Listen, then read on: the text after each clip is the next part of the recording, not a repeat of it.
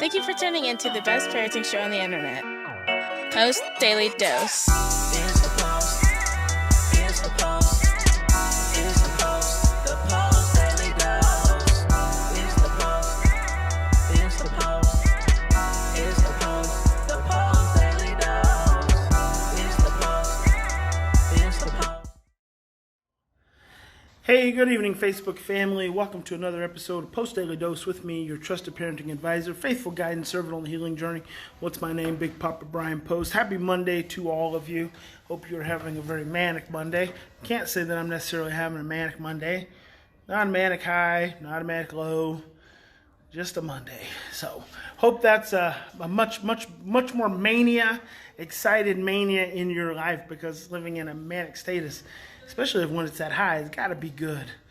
So just getting back home from a 5-hour trip with a few of my boys. We went down south to Ukiah. I've got one of my kiddos.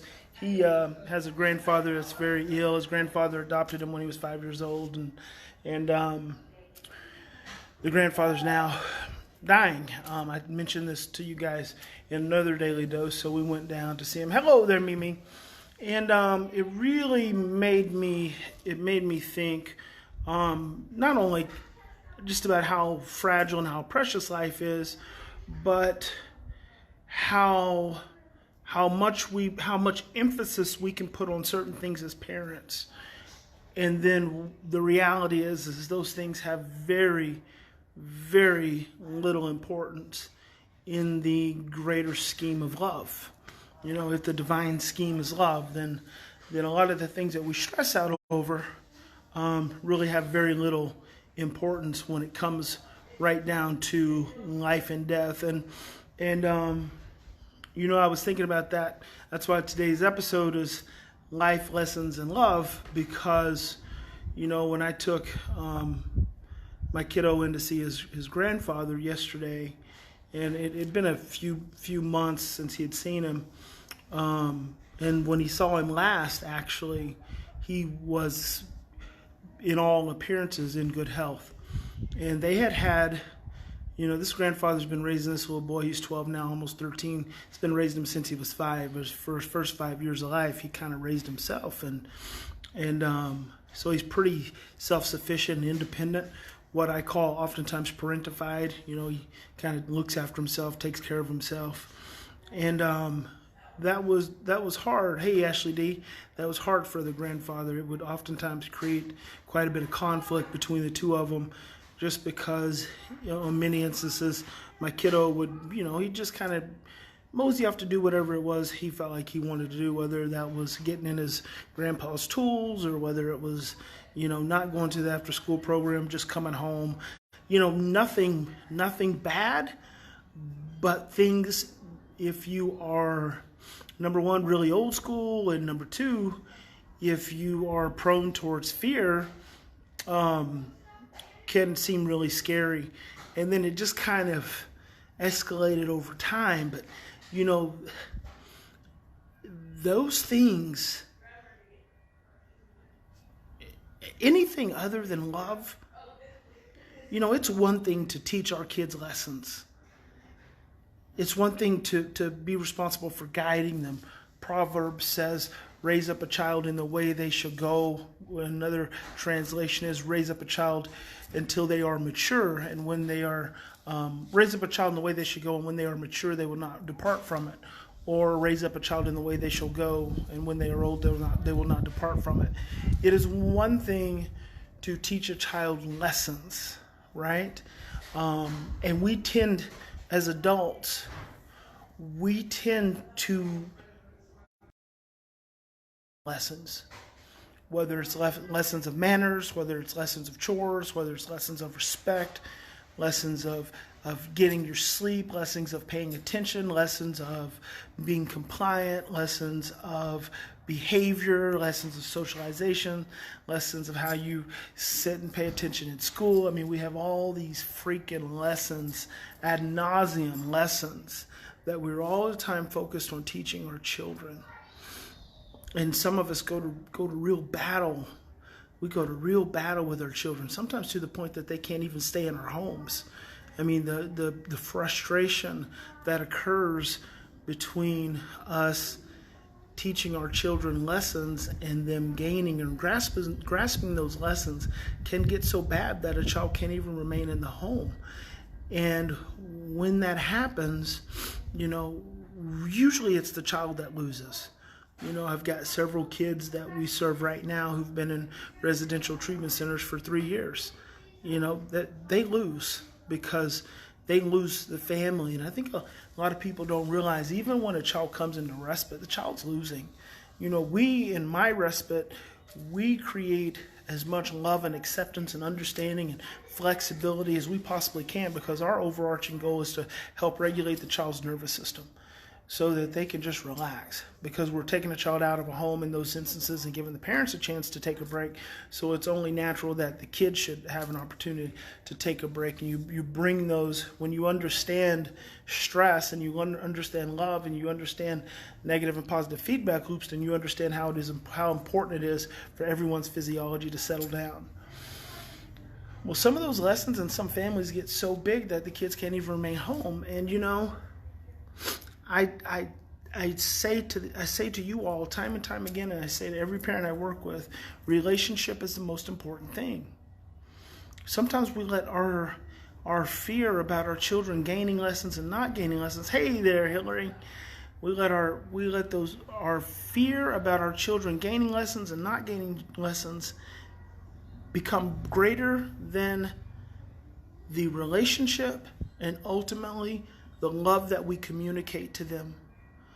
When we are so obsessed about the lessons that they end up feeling less love, then everyone's losing. Because we can be so obsessed about teaching our children lessons and less obsessed about helping them to feel loved. And when we take our last breath, what are our children left with? Do you think your child's going to be left with all those lessons that they didn't get, to yell at them and shame them and punish them and take stuff away? Do you think that's what's going to be left with them? Do you think that they even remember those things? No. The only thing they're going to be left with is whether they felt loved or whether they didn't feel loved. And that's what's going to guide them for the rest of their lives. Their experience of love is ultimately what's going to guide them for the rest of their lives. And if they didn't experience love, that's what's going to guide them for the rest of their life. Their experience of fear is going to guide them for the rest of their lives.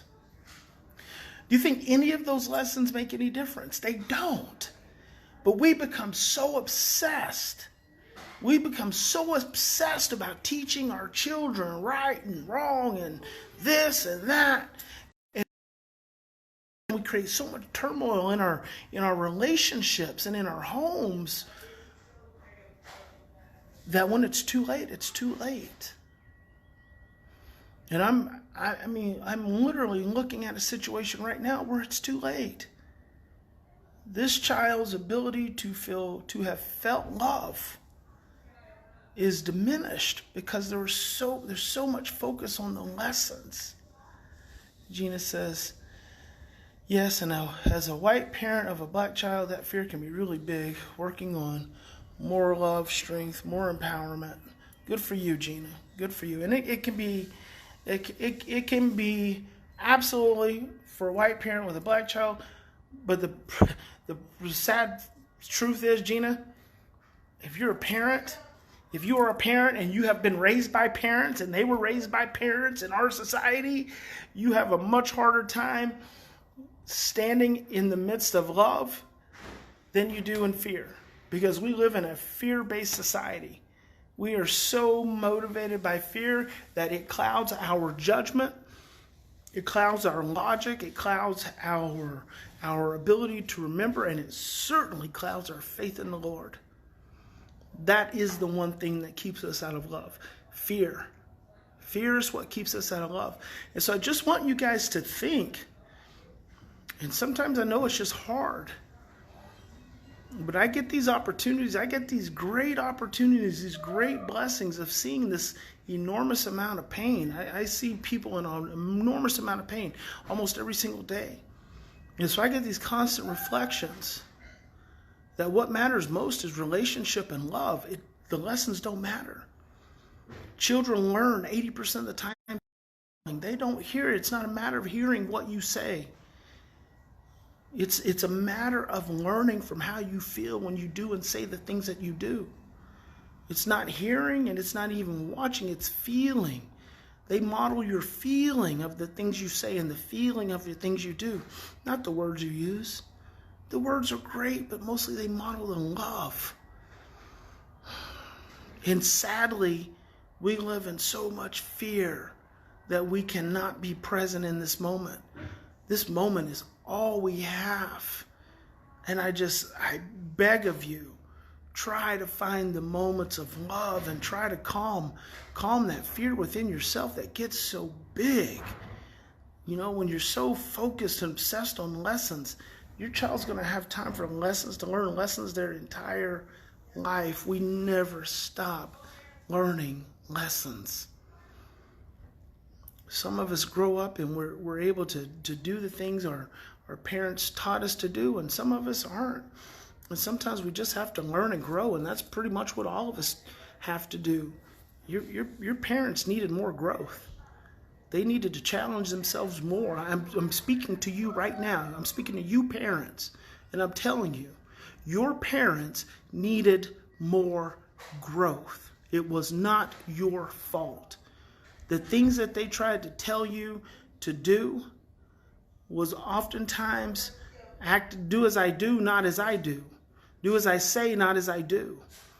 They stopped challenging themselves. They stopped looking within. They stopped trying to be present and mindful. They stopped trying to be understanding and supportive of who you are and where you were and what your journey was. Some of them got so busy with freaking work, they just left you to attend to your siblings all day long.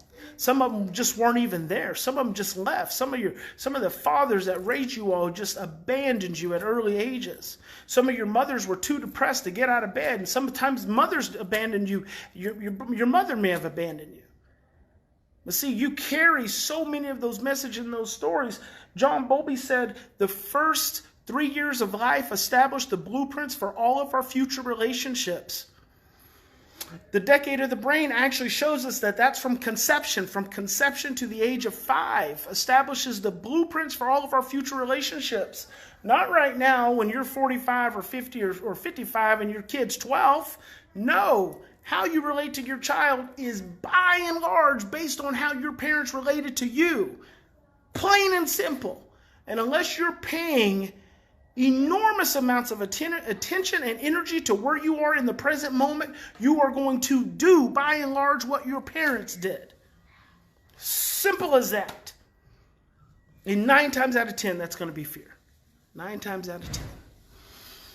Leave your children with a legacy of love. Leave them with a legacy of love. Leave your children with a legacy of love, not with fear and not with control, because when it's too late, it's too late. When you're in that hospital bed and you're hugging your child for the last time and you're saying, I'm sorry and I love you and do well, it's too late. All the learning is done. All the teaching is done. But did you leave them with a legacy of love? That's the question you need to ask yourself. I hope you guys have a good evening. Remember, in any given situation, we always have 2 choices. We can continue to react from a place of stress and fear and overwhelm. Those are our blueprints. We are imprinted for that, to immediately become fearful. Or we can stop, we can slow down, take 3 to 10 deep breaths and choose love. I hope you will choose love. God bless you. Big Papa loves you. I'll see you tomorrow.